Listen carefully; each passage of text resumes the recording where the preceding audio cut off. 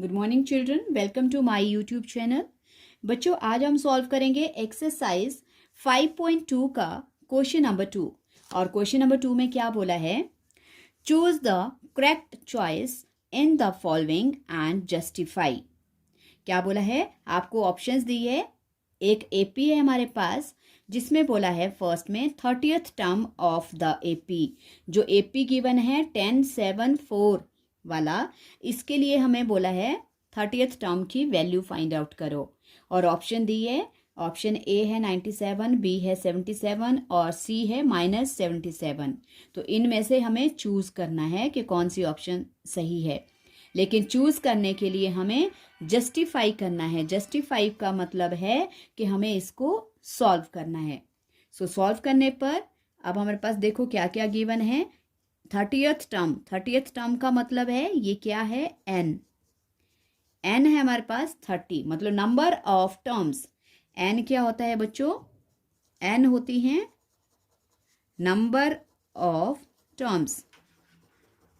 Number of terms, n जो होता है नंबर ऑफ टर्म्स होती हैं। सो इसका हमें इस एपी की नंबर ऑफ टर्म्स 30 दी है, मतलब इस एपी में 30 टर्म्स हैं, उनकी हमें वैल्यू निकालनी है। और एपी हमारे पास दिया है 1074। तो 10 इसमें ए है, मतलब A1 है, और ये 7 A2 है, A3 है। तो इसके लिए पहले बच्चों हमें क्या निकालना पड़ेगा? कॉमन डिफरेंस डी निकालना पड़ेगा। और डी निकालने के लिए A2 minus A1। So 7 minus 10, -10 is greater plus 7 is smaller, D आ गया -3। और ए फर्स्ट टर्म तो आपको पता है 10 है। अब हम अप्लाई करेंगे ए एन का फॉर्मूला।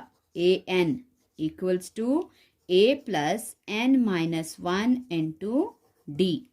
ए एन कितना है? 30, मतलब हमें ए 30th फाइंड आउट करना है, 30th टर्म की वैल्यू निकालनी है। और ए है हमारे पास 10, नंबर ऑफ टर्म्स है 30 -1, और इनटू कॉमन डिफरेंस है हमारे पास -3। A30 इक्वल्स टू 10 प्लस 30 में से 1 माइनस किया 29 इंटू -3। ओके, 10 प्लस 29 3 ज़ा 9 3 27, 3 6 2 8 87, और साइन माइनस का प्लस माइनस माइनस 29 3 ज़ा 87। ओके बच्चों, then 10 plus minus -87। -87 is greater and plus 10 is smaller, तो हमारे पास आंसर आएगा बच्चों 77। तो 77 हमारे पास कौन सी ऑप्शन है? C. So therefore correct answer is, हमारे पास जो करेक्ट आंसर है, correct answer is option C. Option C जो है वो करेक्ट आंसर है। ओके, और वैसे ही इसका सेकंड पार्ट है।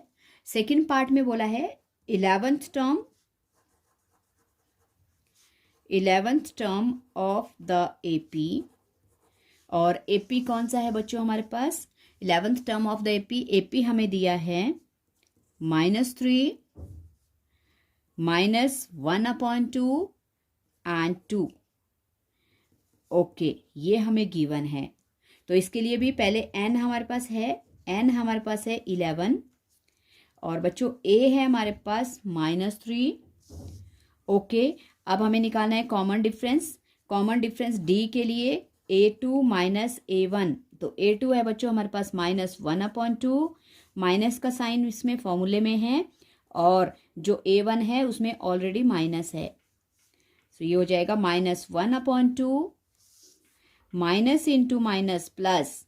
अब हमें क्या लेना पड़ेगा? एलसीएम, क्योंकि एक टर्म फ्रैक्शन में है। सो डिनोमिनेटर 1 बना लो, और 2 और 1 का एलसीएम 2, 1 2 1 ज़ा 2 1, और 1 1 ज़ा 1, 1 2 ज़ा 2, 2 3 ज़ा 6, plus 6 is greater -1 is smaller. हमारे पास डी आ गया 5/2। ओके, अब निकालेंगे A11 के लिए ए एन का formula n-1 into D.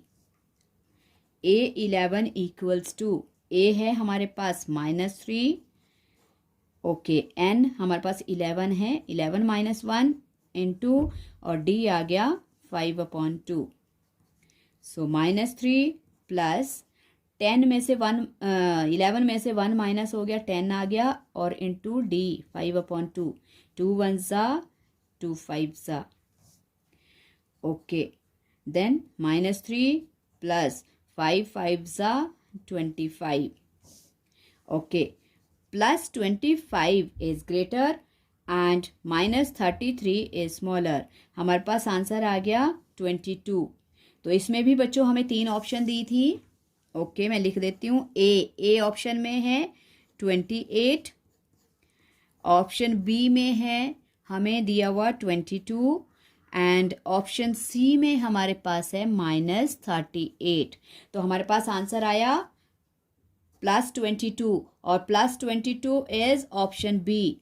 So therefore the correct answer is, जो 11th टर्म की वैल्यू है वो क्या है बच्चों, 22। करेक्ट आंसर इज 22, एंड और ऑप्शन कौन सी है, ऑप्शन बी। करेक्ट आंसर 22 है और ऑप्शन कौन सी है, बी। तो option B is the correct answer. I hope आपको ये दोनों पार्ट समझ आ गए बच्चों, समझ आ गए हैं तो प्लीज़ प्रैक्टिस करना, और मिलते हैं नेक्स्ट वीडियो में। Thank you so much.